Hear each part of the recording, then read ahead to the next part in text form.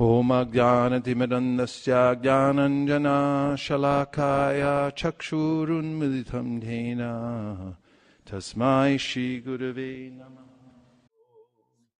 I have my respectful obeisances to His Divine Grace A.C. Bhaktivedanta Swami Prabhupada and all the previous acharyas who have showered down their blessings upon us through their commentaries, culminating in Srila Prabhupada's divine literatures.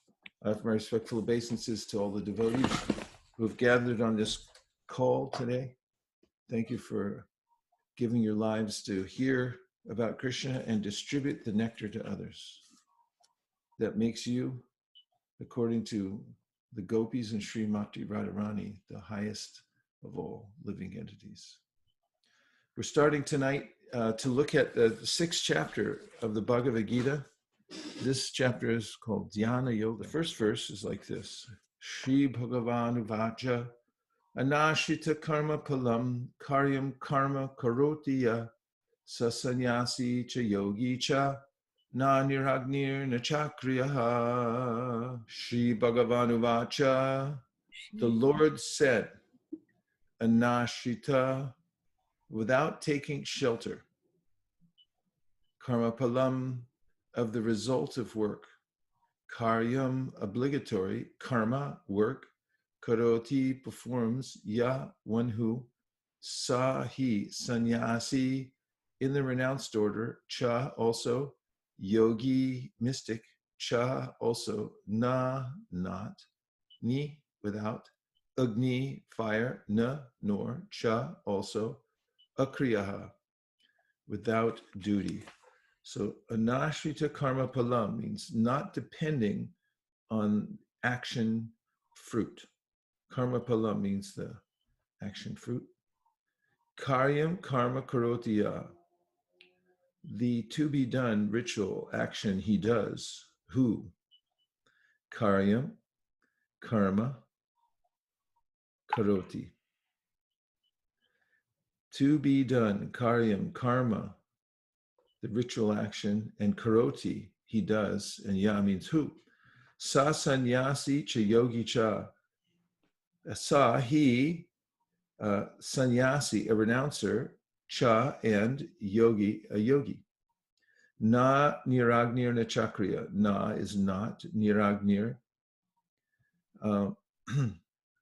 without a consecrated fire, na niragnir, na, and without chakriyaha, without sacred rites.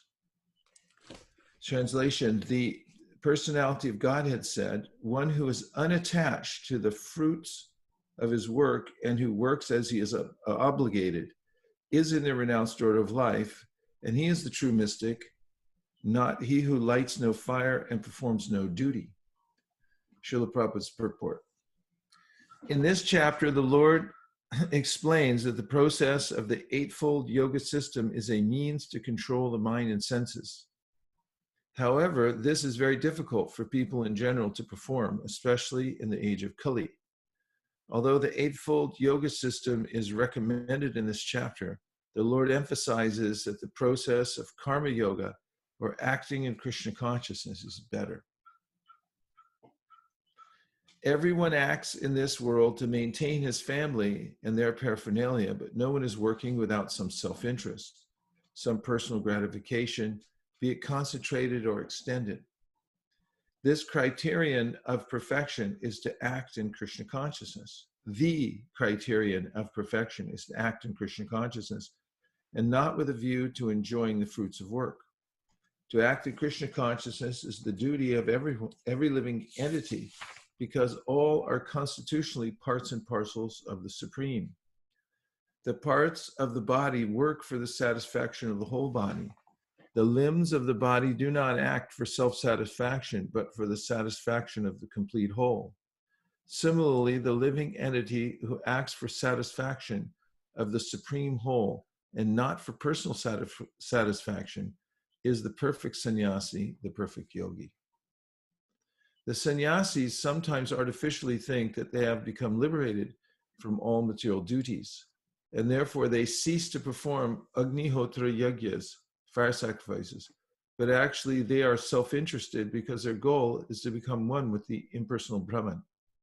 Such a desire is greater than any material desire, but it is not without self-interest. Similarly, the mystic yogi who practices the yoga system with half open eyes, ceasing all material activities, desires some satisfaction for his personal self. But a person acting in Krishna consciousness works for the satisfaction of the whole without self-interest. A Krishna conscious person has no desire for self-satisfaction. His criterion of success is the satisfaction of Krishna. And thus, he is the perfect sannyasi or perfect yogi. Lord Chaitanya, the highest perfectional symbol of renunciation, prays in this way: na dhanam, na janam, na sundarim, kavitam ba jagadishakamaye, mama janmani janmanishvare bhavatad bhaktirahaitu kitwai. O Almighty Lord, I have no desire to accumulate wealth, nor to enjoy beautiful women, nor do I want any number of followers. What I want only is the causeless mercy of your devotional service in my life, birth after birth. The translation again is: the Supreme Personality of Godhead said, one who is unattached to the fruits of his work and who works as he is obligated is in the renounced order of life, and he is the true mystic, not he who lights no fire and performs no work. So this chapter is about the process of eightfold yoga as a means to control the minds and senses. And it's not so easy to do in this age, because people are born into a kind of morass of the lower modes of material nature. And it requires, does mystic yoga, some diligent practice. In fact, in the Yoga Sutras by Patanjali, he mentions that if you want to make progress in yoga, you have to practice. And to the degree that you practice, to that degree, you'll make advancement. And Prabhupada says, although this eightfold yoga system is recommended in this chapter, the Lord emphasizes that the process of karma yoga or acting Krishna consciousness is better. And the reason is that ultimately the perfectional stage of yoga means to develop one's psychology in such a way that one understands, first of all, the difference between the body and the self, and then understands the super spirit or Krishna, and understands that my highest interest is in cooperating with Krishna, and cooperating means serving. There is quite a bit of discussion throughout the Srimad Bhagavatam and the Bhagavad-gita about the mistaken identity of the living entity. The mistake is thinking that I'm related to matter. And there are many different kinds of ways in which people become attached to the material nature. This can include even those who are trying to achieve some kind of liberation and who go to extreme measures to try to emancipate themselves by freeing themselves from the bodily conception of life. And some of those people concentrate, they learn how to control the mind, they concentrate on different aspects of the material nature. However, they end up really becoming connected to those subtle forms of matter in the material nature. And even though they attain some kind of temporary situation where they're no longer disturbed by the mind, because they're so concentrated on one aspect of material nature, that sooner or later the samskars, which are imprints on the very fine material nature of the mind, and there's always an imprint with every kind of sensual activity that we experience in this world. That experience leaves a print. It's like a digital print. or a little bit more sophisticated than digital prints. But it's there. And even after the sense interaction is finished, there's a way in which the print stays there in the form of an impression called a samskar. And these subtle impressions then stay there in a latent form, but they can at any time emerge and disturb the mind of a person. And an example given by the acharyas quite frequently is Saubhari Muni. The Saubhari Muni, although he was such an accomplished yogi that to show his power of renunciation, he went to the bottom of the Jamuna and stayed there. And that's not such an easy thing to do. You have to learn how to breathe underwater somehow. And extremely renounced. He stayed there for thousands of years. But because of a samskar that was there imprinted on his consciousness, his mind or chitta, at a particular point when he opened his eyes, he saw some fish mating, and that samskar was reawakened. And that forced him to come out of the water. And then, as everyone's read the story, he became a grihastha with lots and lots of wives and became really entangled. So the Srimad Bhagavatam mentions this. Yene ravindaksha vimuktamaninas tvayasta bhavara bashuddha bhudaya aruya krishnena parampadam tata patantyato nadrita yushmadangraya. Bhagavatam says, unless somebody, well, first of all, just the relevant part is that there are people, many types of people attain some kind of a temporary liberation, a liberated state from the fluctuations of the mind. But because they haven't reached the ultimate goal, they again are disturbed and they fall back down again. Patantyada means again they fall back down again. Where are they falling? Into samsara, which is caused by the mind. As Krishna has already confirmed or is yet to confirm in the 8th chapter of the Bhagavad-gita, yang vapi smaran bhavam tajayante kalevaram. When you leave your body, the impressions that you've developed in your mind are going to carry you to your next body. Sarata bhava bhavita. So sometimes these samskars make people fall down into the very low position of birth and death in the material world. So Krishna is saying here, you have to get real. You have to really understand what the essence of yoga is. And that is to be aligned in your heart and soul with serving Krishna. And it doesn't mean that you try to detach yourself from all kinds of work, including doing sacrifices, lighting a fire in ritual, but really means that you should use your senses in your work because we're accustomed to that anyway, but without self-desire. Use them in service to Krishna. And actually, it's a little known fact, but the Bhagavatam tries to bring this out for the people of the world. But actually, that's how we become happy. It's counterintuitive to the materialistic mind, thinking that if there's nothing in it for me, why would I do it? Why would I act? And therefore, in both subtle and gross ways, most people, living entities here in this material world, are working for themselves. But the Vaishnav has discovered the real secret to life, and that is Krishna's the root. He's the center of everything. And he's Atmanam Akilatmanam. He's the soul of my soul. And when I satisfy him, then I naturally feel satisfied.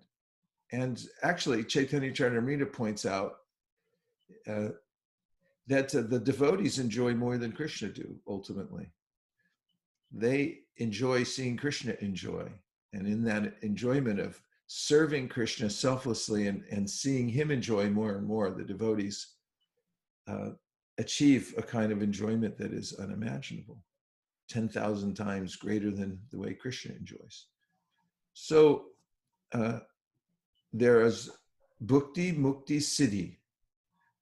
This is Chaitanya Charitamrita mentions Bhukti Mukti Siddhi Kami Sakali Ashanta. The Vaishnavas are Shanta because they have no desire except for to serve Krishna. But the Bhuktis, those who want material enjoyment, Muktis, those who want to find liberation from the material world, they're tired of the harassment of the kind of constant waves of material existence. So they want to get free from that so they can not carry the burden anymore by mukti. And that's a type of subtle material desire, or merging into the Lord. That's a really perverted type of desire. And siddhi, which means that once one begins practicing mystic yoga, there's a way in which it is a heady experience, because one starts to say, oh, actually, I'm not my body, but I'm not only not my body, I'm not my mind, and I'm not my intelligence or false ego either. One begins to notice these things, and in the glow of the sattva guna from within, that is reflected from one's purified buddhi, one enjoys happiness. And then one begins to discover that the soul is actually really powerful and can manipulate matter in various ways. And this can become a kind of preoccupation that is also a very subtle material desire. So, bhukti mukti siddhi kami sakali ashanta.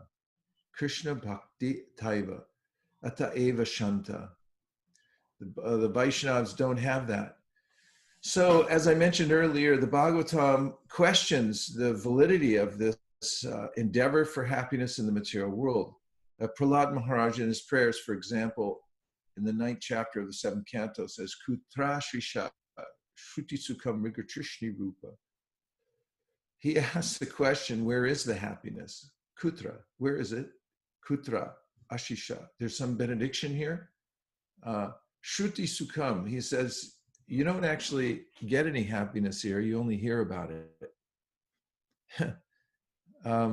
Mrigatrishni Rupa, it's a kind of mirage.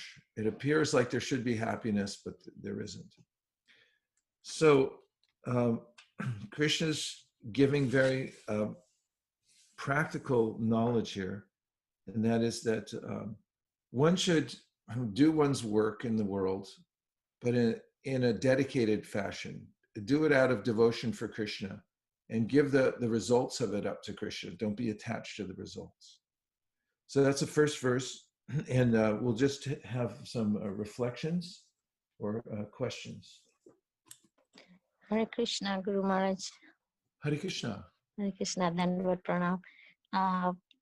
Thank you for having a class. Mike, I have a question.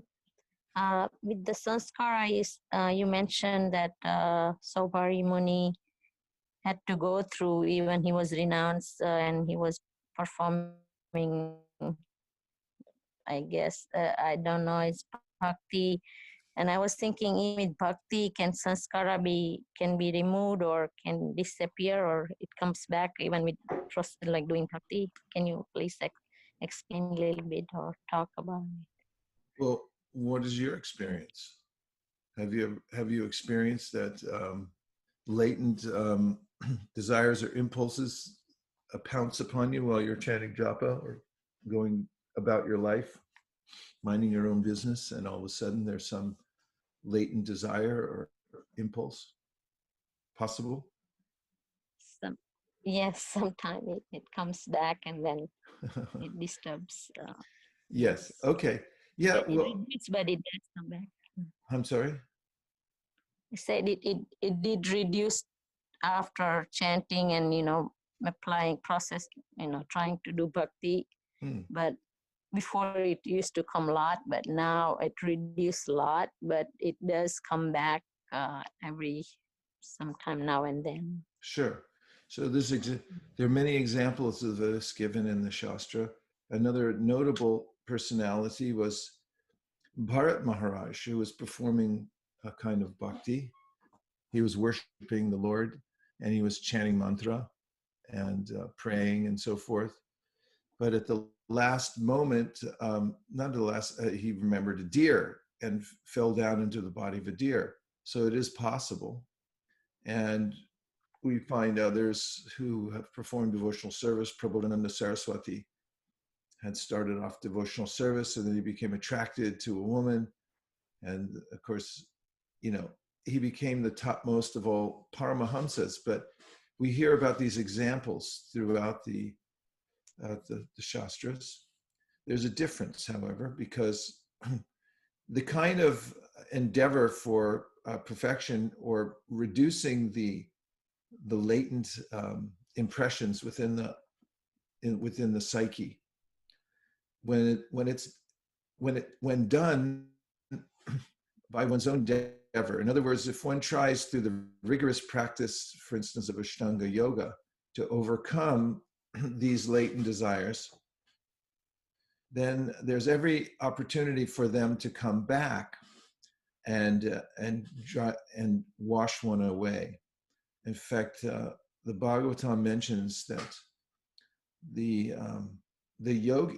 yogis, or those who endeavor by doing that process, are washed away eventually, but those who are bhaktas, Rikta Matayo Pirudha Shoto Ganas Tamaranam Bhajabasudevam. Those are engaged in devotional service. What's the verse, Kautakarnika? Are you looking it up? Yet pada pankaja palasa. Yeah, thank you. Yet pada pankaja palasa vilasa bhaktya karmashrayam gratitam utkartayanti santa tadmanna rikta matayo yatayo pirudha shoto ganas tamaranam bhajabasudeva. Yes, Prabhu. So this verse mentions that the devotees first of all, they're depending on Krishna. That's a given, because that's what bhakti means. And then because they're enjoying a higher kind of pleasure, they're enjoying the beauty of Krishna's qualities. As here is mentioned poetically, that the tips of the toes of his lotus feet are very beautiful. His toes are like lotus buds. And then he has his lila. And when we hear about these things, it's actually charming and attractive. So it attracts the mind.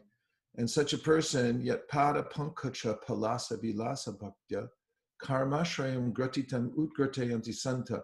So such a person can actually cut the knot of material desires, which means that those latent impressions can be destroyed. However, tanmata Rikta Matayo means somebody who's empty-headed. They don't have Krishna in their minds. And Krishna's beautiful, and the form of the Lord is beautiful, and it's necessary ultimately for success for one to be able to meditate on the Supreme Personality of Godhead.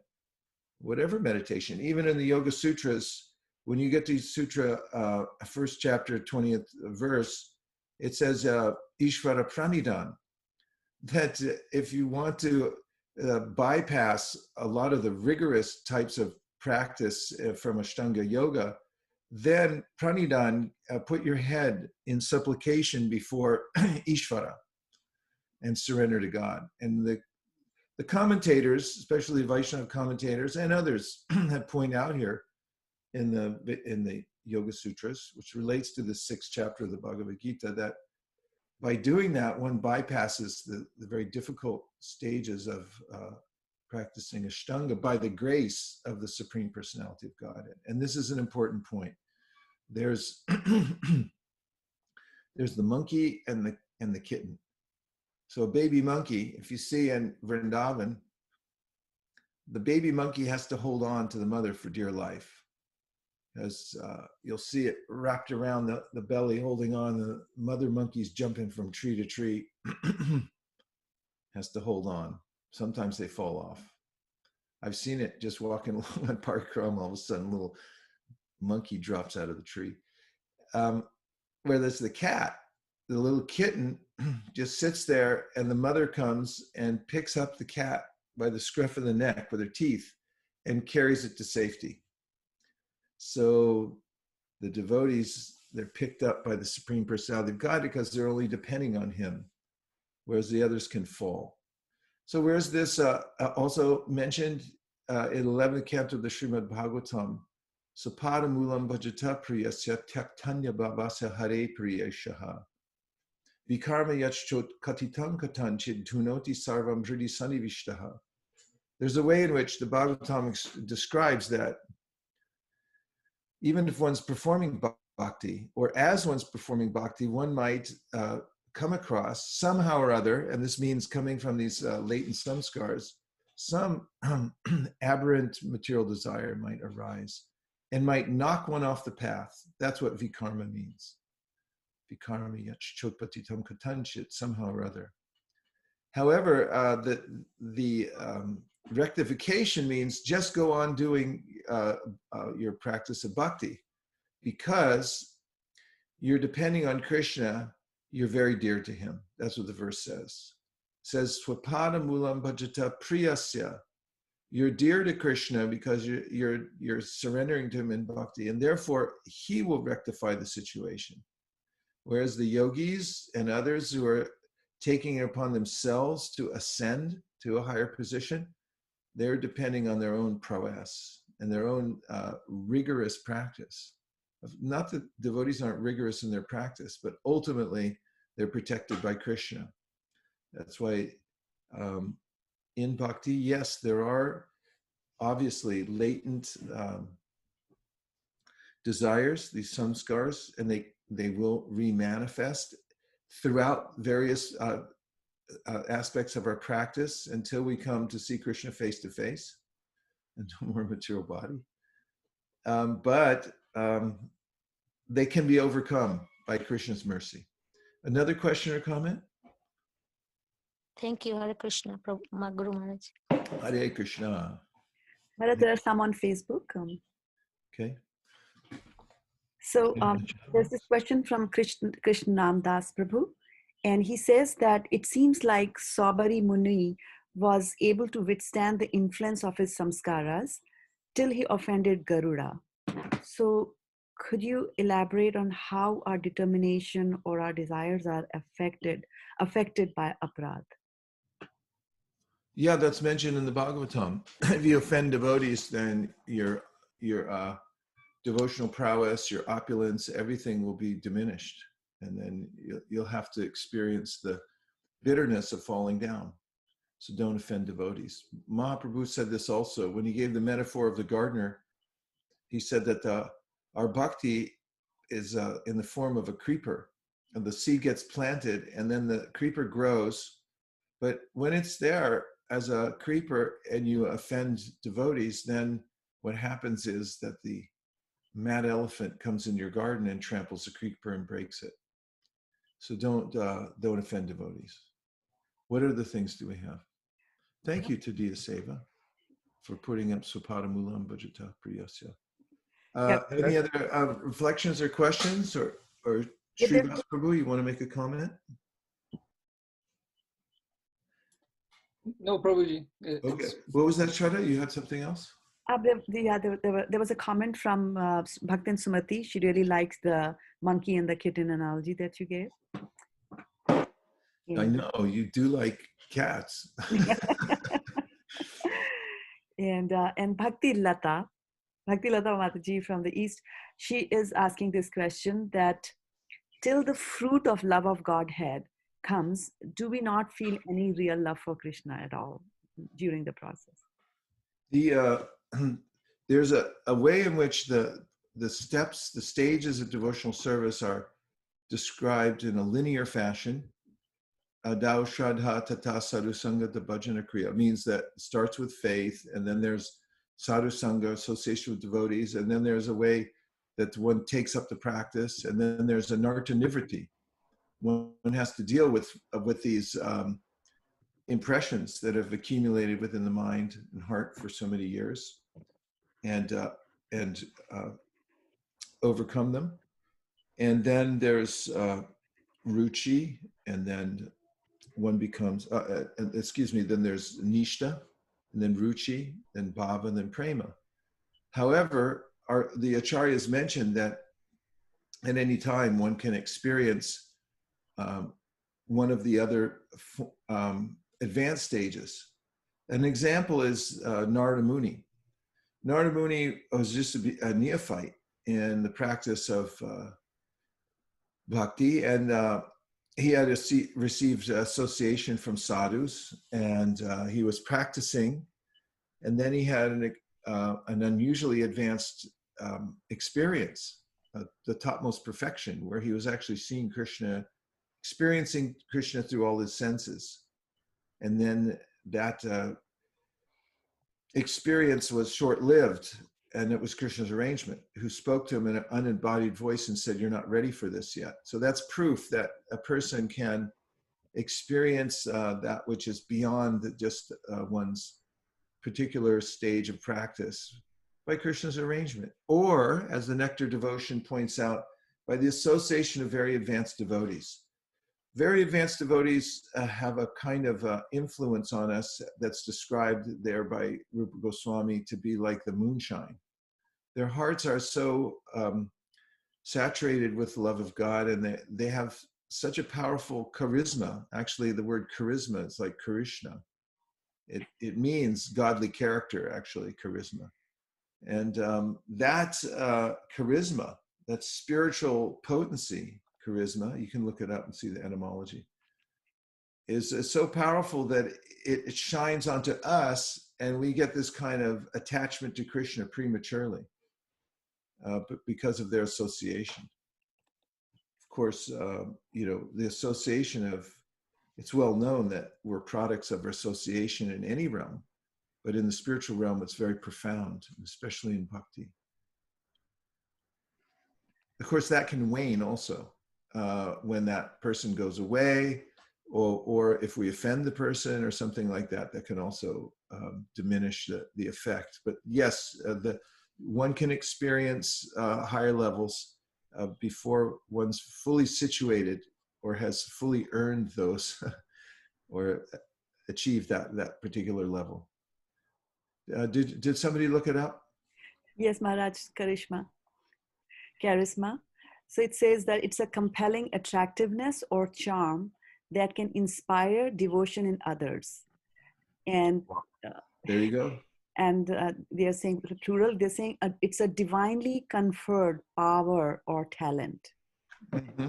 And then origin is via the ecclesiastical Latin from Greek charisma and from charis, which means favor or grace.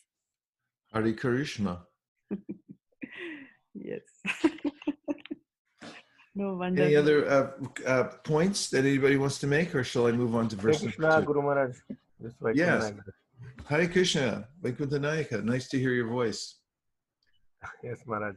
I was particularly appreciating how when we work for Krishna, right, without self-interest, it definitely, as the purport says, as you explained, it helps purify our desires, and it helps us get rid of samskaras.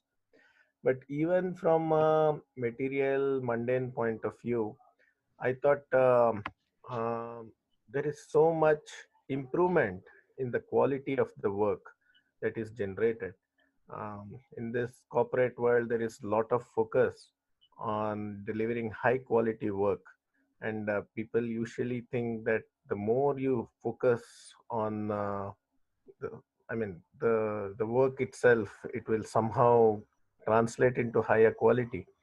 But this verse actually explains the art of work, and it is evident in the temples of South India that actually there are some very intricate, beautiful carvings, some 80 or 100 feet above the ground.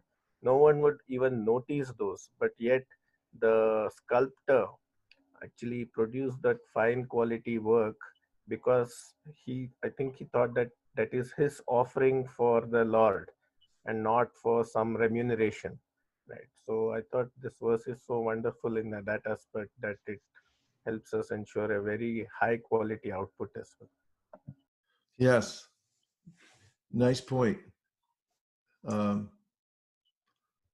When one actually has a sense that I'm doing this for Krishna, that Krishna's very observant. He's, in fact, he's the only one who can be fully observant of what we're doing. So it doesn't matter where we are, that sense remains that Krishna is watching, and a person would be more consistent in the expertise in their work because of that awareness of Krishna. So it's the high level of doing work, and it's the means for actually working oneself out of the material world by dedicating everything, whatever one's doing, to Krishna. But to speak of the fact that it's extremely satisfying. Okay, thank you, Vaikuntha Prabhu. And I like the analogy of the high up carvings that no one else would actually see. This is verse number 2 from 6th chapter. We're going to 8:30, is that correct, Shraddha? Yes, Maharaj. Okay. Text number 2. I'm just beginning to share the screen. Okay. Yang sanyasamiti prahur yogam tam vidi pandava na yasanyastya sankalpo yogi bhavati kashchana. Okay, prahur means they say. So this is something in English we hear a lot of times that we say kind of in a generic way, they say this or they say that. The studies show, people say that, they're more, men get the coronavirus than women or whatever. Anyway, so it's just sort of generic, they say. It's interesting, Krishna's saying it. They say, prahu. Yogam, linking with the Supreme. Tam, that. Vidhi, you must know, Pandava, O son of Pandu, na, never he, certainly, a sanyasta, without giving up, sankalpa, desire for sense satisfaction, self-satisfaction, sankalpa. Yogi, a mystic transcendentalist, bhavati becomes kashchana. What is called renunciation, you should know to be the same as yoga, or linking oneself with the Supreme, O son of Pandu. For one can never become a yogi unless he renounces the desire for sense gratification. Purport, real sannyas yoga or bhakti means that one should know his constitutional position as the living entity and act accordingly. The living entity has no separate, independent identity. He is the marginal energy of the Supreme. When he is entrapped by material energy, he is conditioned. And when he is Krishna conscious or aware of the spiritual energy, then he is in his real natural state of life. Therefore, when one is in complete knowledge, one ceases all material sense gratification or renounces all kinds of sense gratificatory activities. This is practiced by the yogis who restrain the senses from material attachment. But a person in Krishna consciousness has no opportunity to engage his senses in anything which is not for the purpose of Krishna.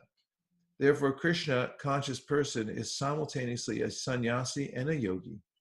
The purpose of knowledge and of restraining the senses as prescribed in the jnana and yoga processes is automatically served in Krishna consciousness.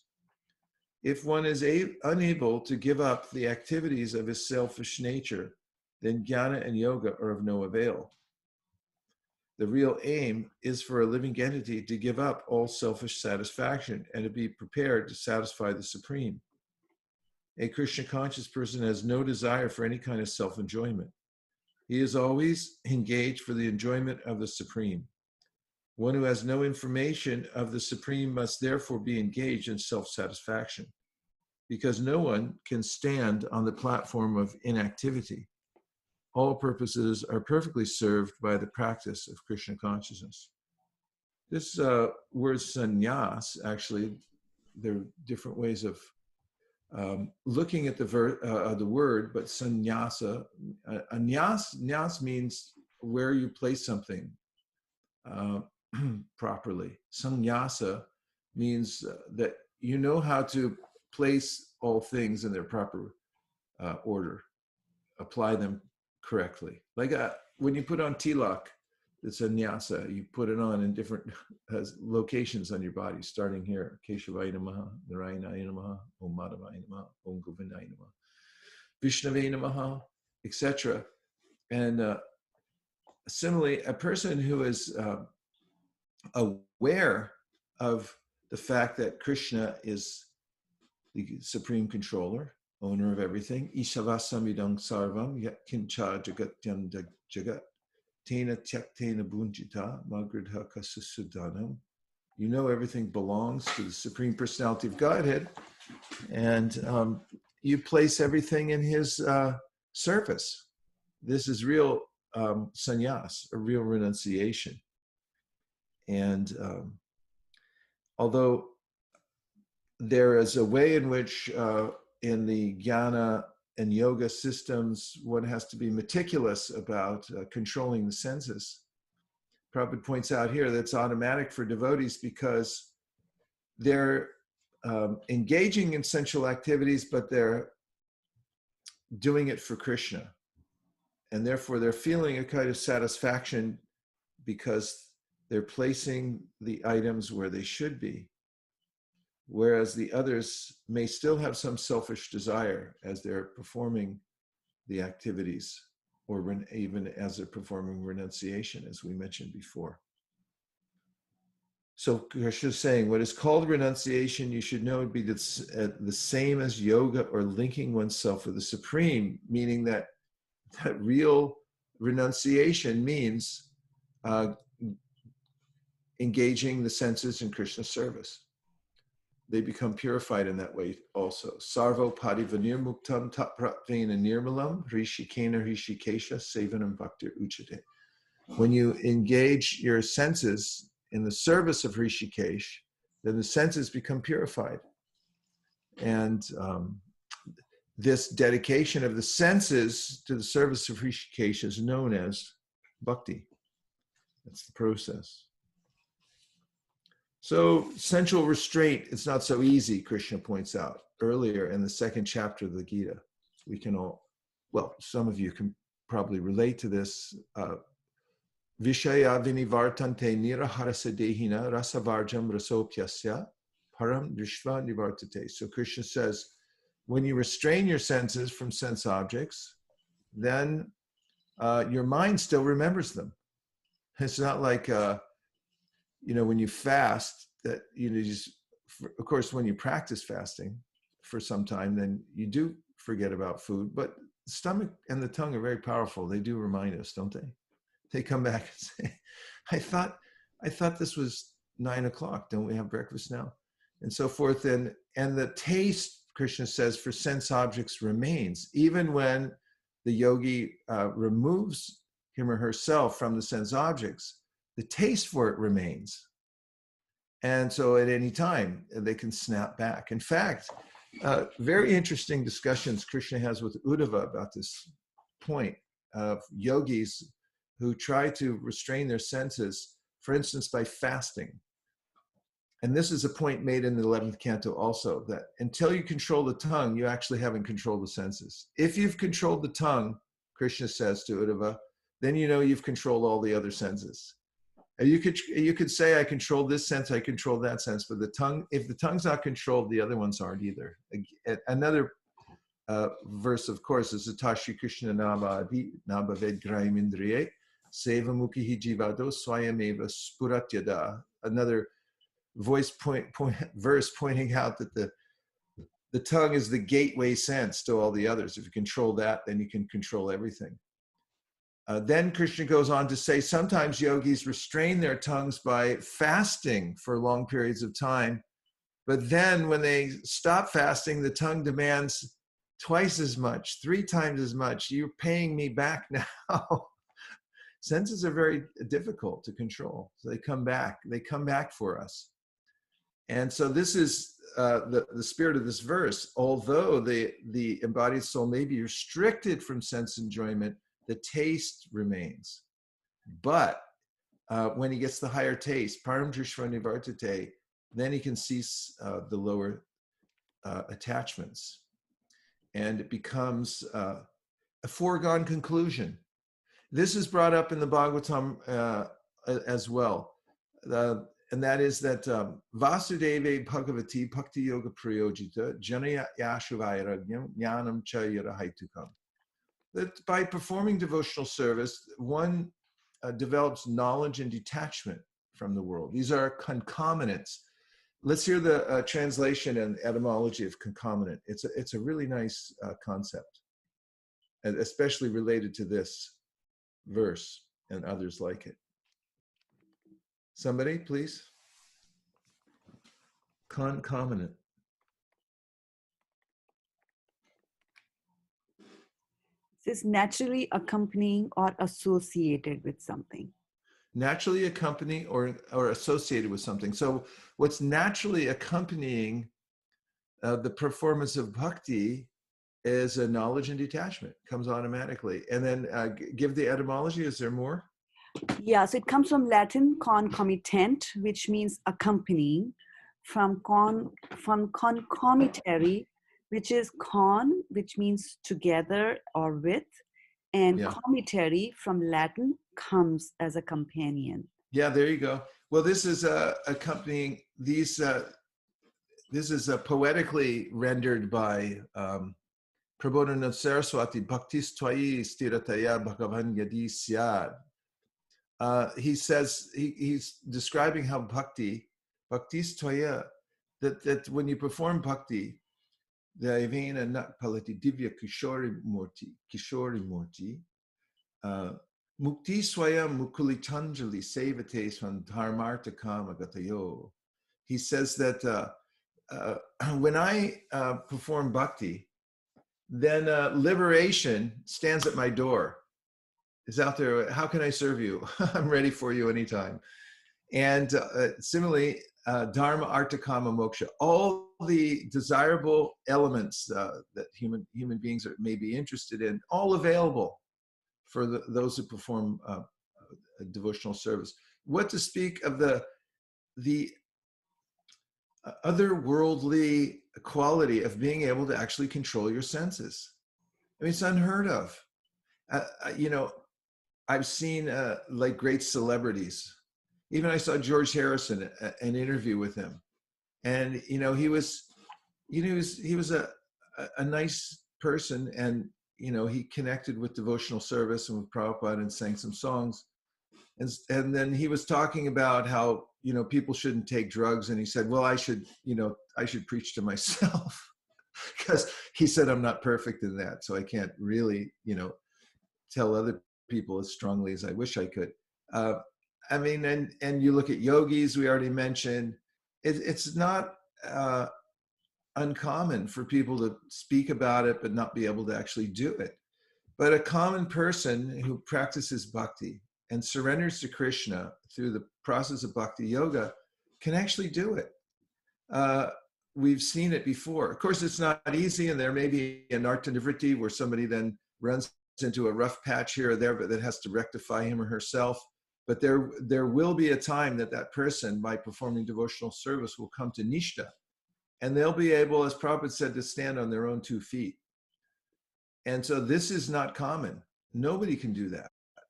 But if you perform bhakti, if you're a simple person, you may be an uneducated person, but still, if sincere practice of bhakti, and just try to work for Krishna the best you can, then you're going to naturally develop these qualities of jnana and vairagya. You'll become full of knowledge. Knowledge really means to understand what is what.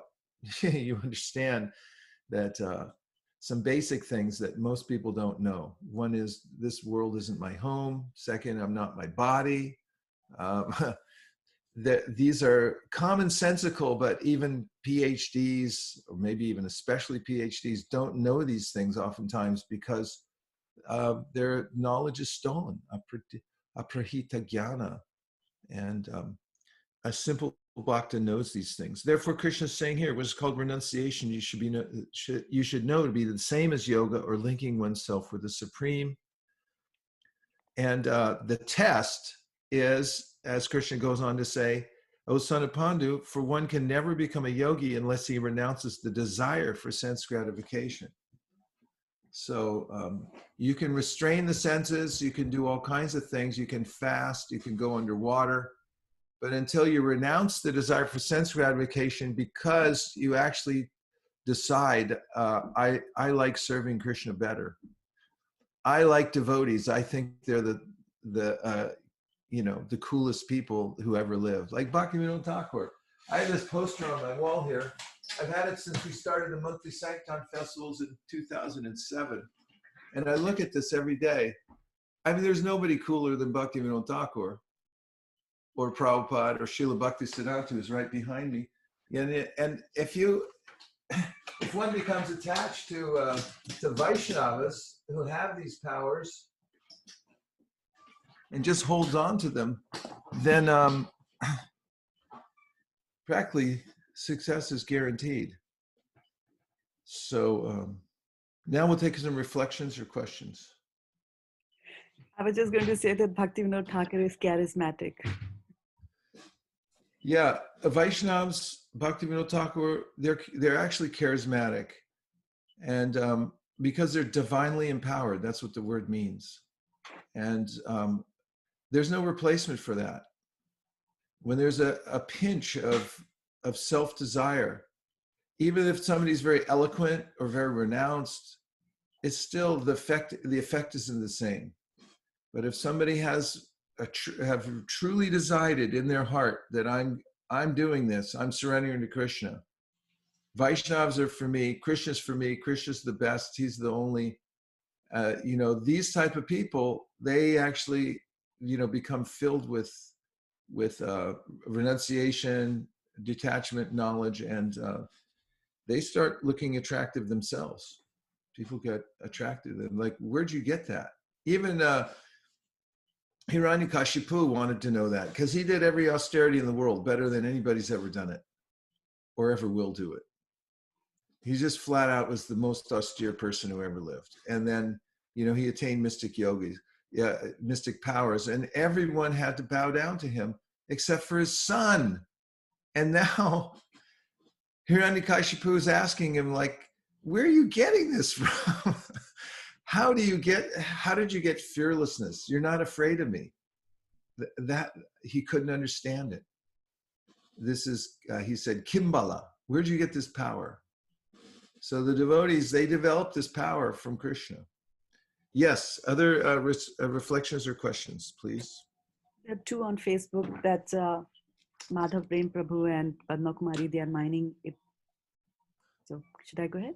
Yeah. The first one, thank you, Madhav. The first one is from Ankush Kumar Singhal. And he's asking that how does a devotee engage himself in devotional service and at the same time control mind, intelligence, and ego, as Bhagavatam tells us. And his initiated name is Ajay Nitai Das. I missed that. Jai Nitai Prabhu. So it does require that we perform the activities of devotional service like Shravanam, Kirtanam, Vishnu Smaranam, Padasevanam, Archanam, Vandanam, Dasyam, Sakyam, Atma Nivedanam. And let's just say we're going to engage in hearing. So although the fact, we mentioned this point that there are concomitants that one develops this kind of knowledge and detachment from doing the devotional service. Well, you do have to do it. So it's important to muster the kind of willpower to follow the process of bhakti. That's why Rupa Goswami mentions utsaha nischaya dharya tat karma parvartana sangatyagat sutovrite shadbhir bhakti prasidyati. He doesn't say, it'll just happen automatically. You sleep and eat and somebody else will walk in your room and read the Bhagavatam to you. Of course, that would be nice. But the fact is you have to try for it. you do have to control your senses in bhakti also, so that you can do the activities. And when you do that properly, then naturally you'll start to develop a taste for them. And you do have to struggle also. Anartha nivritti means there are obstacles to overcome, so you have to be determined, and you have to be persistent. Utsaham nischayat dharyat. Nischayat dharyat. You have to be determined, you have to be patient, and go on with your practice of bhakti. So we are yogis. It's not that we're not yogis, except we just have a slightly different idea. Even as I mentioned before, and it's worth mentioning again, in his treatise, the Yoga Sutras, which is really about, it's more about practice than it is about philosophy, the Yoga Sutras, but he gives some philosophy of psychology, the psychology of yoga and how our minds work. And there's a rigorous process to control the mind. It starts with yam and then niyam. And that means that you have to be honest. You can't lie. You have to not cheat. You can't steal. Then there's ways in which you have to practice controlling and regulating the senses. You have to be celibate to practice yoga. You also have to, not eat too much, not eat too little, and so forth. And then you have to practice meditation. You have to do asana, and so forth. Pratyahara, you have to pull back the senses from their objects, and this and that. Later on, he says, does Patanjali that Ishvara Pranidan. If you focus your attention on God, on Ishvara, and take His grace, then it's a lot easier. It expedites the system, so you can control the senses. So we do get help, obviously, from Krishna, and it is a concomitant, but we do have to try for it. So it means live in good association and have good guidance, and don't give up, and keep practicing devotional service. In chanting japa, for instance, we should learn to control our minds, because that's very valuable. If you chant and you think of other things, like the mind at a certain level just has chatter going on. And if you're chanting and you're listening to chatter at the same time, then you really aren't getting the full benefit of the chanting. So why not control your mind and at least do 10 mantras every day where you fully focus? That could be done, or even 2. You have to start somewhere and apply yourself to the process of bhakti. Okay, what else? Maharaj, quick question. Go ahead. Hude. This is Tadiya Maharaj. Go ahead.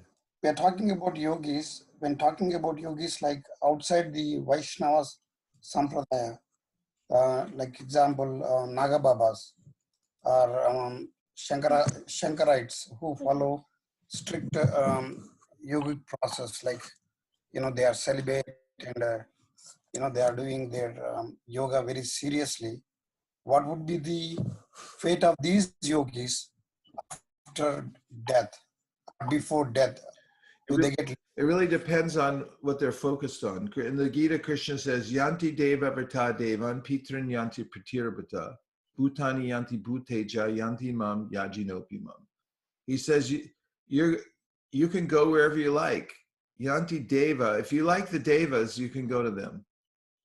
Pitrin yanti pratirabhata. If you like, if you're attached to the forefathers, and some people, it's beyond me, but somehow or other they are, and they go to the Petri Loka, otherwise known as the planet of the trees. And there's Pitrin yanti pratirabhata bhutani yanti bhutija. Some people are attracted to ghostly kind of things. In fact, Patanjali talks about this. There's some people, they're very advanced kinds of souls who are even unembodied, but they become merged in prakriti, and it's a very subtle matter. You'll see this in the Bhagavad-gita also, that when Gopakumar is investigating, or he's being drawn by his mantra to various places in the universes, he goes through the various coverings of the universe, And it's not that, these are covered by earth, water, fire, air, ether, mind, intelligence, and ego. And each one's 10 times thicker than the last one. That's very thick. And it's not that there's a big chunk of earth there and then water and so forth. These are the subtle elements behind the elements. And there's a kind of enchanting, there's an enchantment to be had in each one of those realms. And he investigates those. And in each place, it actually, one could be caught there and say, oh, this is very attractive. So, I don't know Naga Babas personally. I don't know what they're thinking of, but Krishna does. That's why in the Sri Upanishad, the devotee says, Vayu anilam amritam atedam bhashvantam shariram. Om kratos smara kritam smara, kratos smara kritam smara. Krishna, you know that I only wanted to serve you. That's all that's left at the end. When the senses and the mind give up, we have only our pure intention or whatever, hopefully, whatever that was, that we served Krishna in a particular way. That's what the remainder is. So, if somebody has a particular ambition, material nature is so subtle, it picks it right up. Even Bharat Maharaj, he became a deer, and that was Krishna's arrangement, because in the next life, he remembered he was a deer and he thought, wow, did I blow it? And then when he became Jad Bharat, he was so determined that he wouldn't interact with the world at all. He understood this place is really dangerous. I'm not getting involved anymore. And he went through as a Paramahamsa. So it's very sticky. So we don't know about Naga Babas, where they're going and so forth. You could try distributing books to them and find out. What else? Let's have one more question or a reflection. Hare Krishna Maharaj. Hare Krishna. Who's that? This is Aniruddha Nitya Das. Oh, yes, it is. Good to see you. You too. So, Prabhu, I had a question regarding japa. So, when we do japa circle, I've seen it's easier to concentrate, and there is a nice vibe, and also you read certain shlokas to make us more attentive or enthusiastic.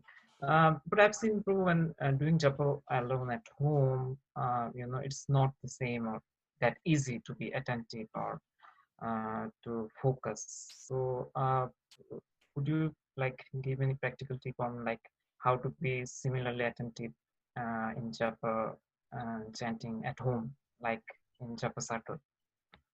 Sure. Well, all this goes to controlling the mind. One of the aspects of controlling the mind that's very important to perform every day is called swadhyaya. Swadhyaya means the study of the nature of one's higher self by reading the scriptures. So you have to make a deep study of who you are and what your mind stuff is and things like that. Because if we're engaged in the mind gets affected by rajas and tamas, when we sit down to chant japa and those waves of rajas and tamas are there, or what they're called by Patanjali is vrittis. Vritti means something that's turning, and it keeps turning and turning. He mentions that there are, these are called klishta. There's klishta and aklishta. It comes from the root word klesha, which means miseries. So these klishtas, these are like impressions. Well, actually, klishta and aklishta means there's some vrittis or impressions that go into our mind that are beneficial. They're in sattva gun or they're transcendental. And there's other ones that are, there's klishta, which are detrimental. They disturb our minds. And they're from rajas and tamas. And then there's aklishta, which means that they have a good effect on our mind. And the acharyas there say that even if there's a river of klishta or detrimental impressions going through your mental system, but you introduce even a little bit of aklishta, this sattvaguna quality, he said there's great effect. And after it accumulates in some time, then and more practice, then you'll be able to have the power of chanting with focus. So one of the points is swadhyaya, study carefully through the Bhagavatam and the Bhagavad-gita and elsewhere in Vaishnava literatures. What is the nature of yourself, your relationship to Krishna? These scriptures reorder your mind. So that's why it's important to read every day. You have to study it very carefully. So that's one thing. And sometimes it helps too if you do a little bit of that before you start chanting. So don't just jump down, grab your bag. You're still, you just watch CNN, how many, cases or whatever going on in the world. And, it's like, center yourself. This is yoga. We have to perform yoga properly. And also when we're chanting, at least a portion, some of it, the mind may reject, because you say, like, I'm going to chant 16 focused rounds, and the mind may come back and then says, no thanks, I don't think so. But if you give it something ridiculously small that you could, where the mind says, anybody could do that, what do you think I am? And you say 10 mantras with full focus, 10 mantras. Sit down, don't move, straighten your spine, and center yourself, pray, and think of every syllable and remember what it means. The holy name is an avatar. When the avatar descends, then the idea of an avatar is an avatar descends from Turiya, from the fourth level, beyond the fourth dimension, beyond any dimension we can understand, and comes down into our dimension, and then takes us by the hand up into the higher dimension. The avatar makes a channel for us to go up. Remember that the holy name is that avatar. And then pray to the holy name. Remember who you're dealing with there. You're dealing with Ishvar, with God. He's come to you in that form. So all these things, taking it very seriously and focusing yourself. If you can do 10 mantras with full focus and devotion, you're off to the races, a good start. And even if you don't get very far with the rest of them, at least you did those 10 mantras. And just as I said, Vijnana Bhikshu and other commentators on books like the Yoga Sutras say, even if you get one tiny molecule of that every day, that's so beneficial that it'll help to bring you to a higher level.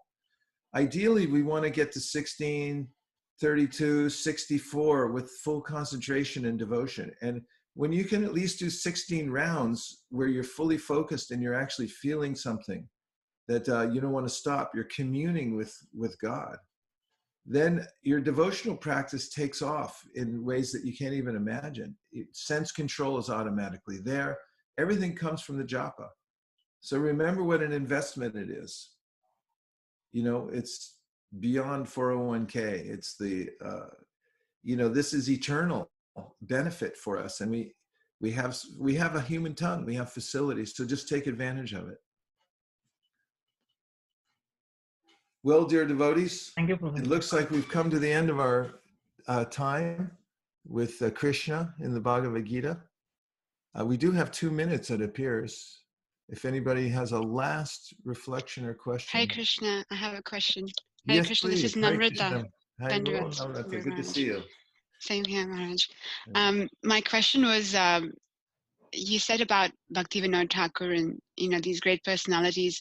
When we think of them or pray to them, or even personalities that we're inspired by, like Prahlad Maharaj or Kunti Maharani, how does that connection happen? Are we connecting with them when we're praying to them?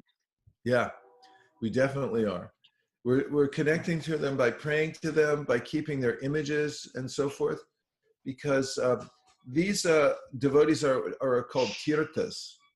Tirtha means a bridge. It means a bridge from here to the spiritual world. And the main tirtha we have to get to Krishna Loka, to go beyond the material world is the Vaishnava.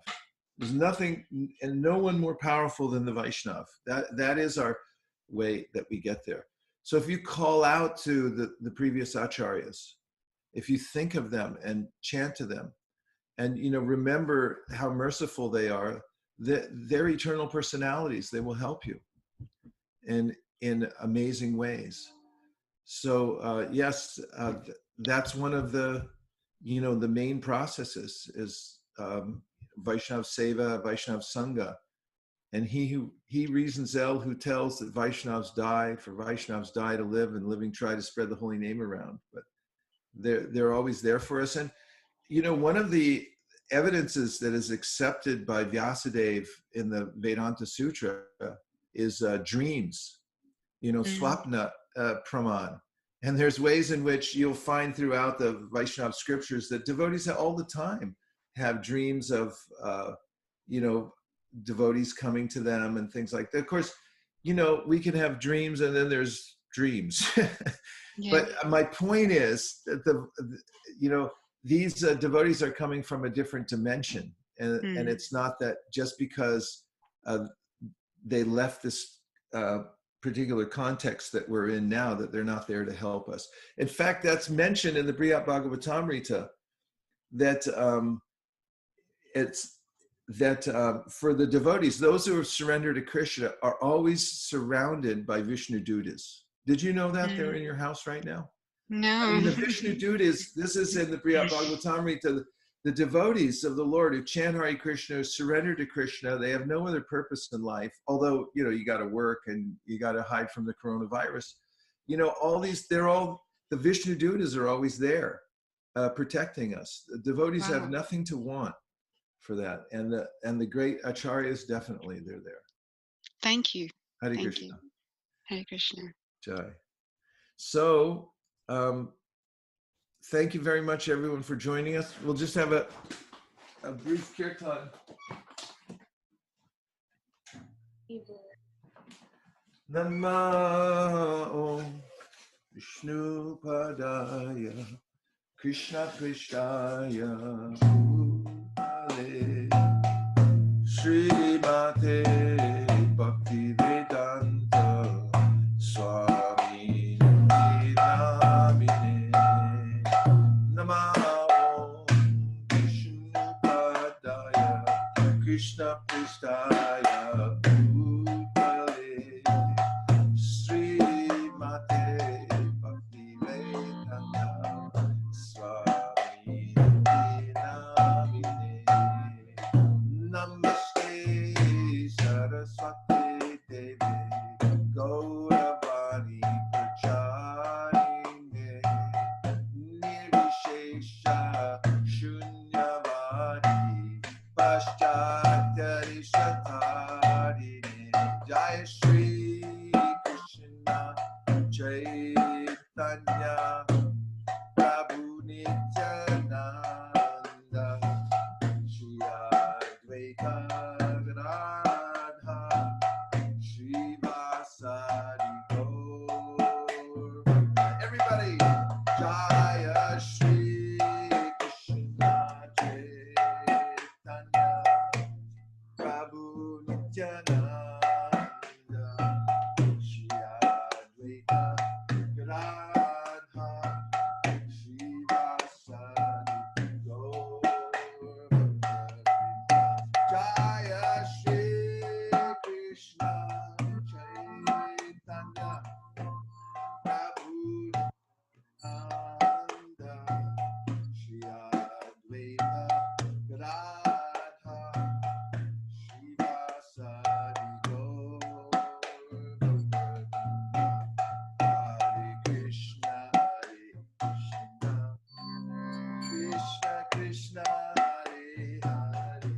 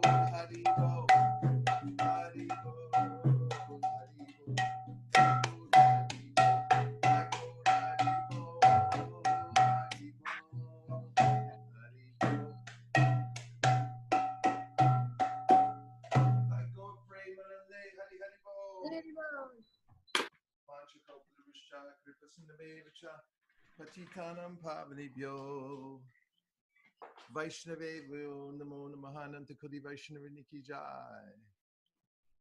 See everybody really soon. Please stay safe, be careful. Wash your hands. Don't touch your face. Don't go out. Wear a mask. Hare Krishna. Nachari Armarman, Nachari Armarman, Nachari Armarman, Nachari Armarman, hey, Nachari Armarman, Nachari Armarman, Nachari Armarman, Nachari Armarman.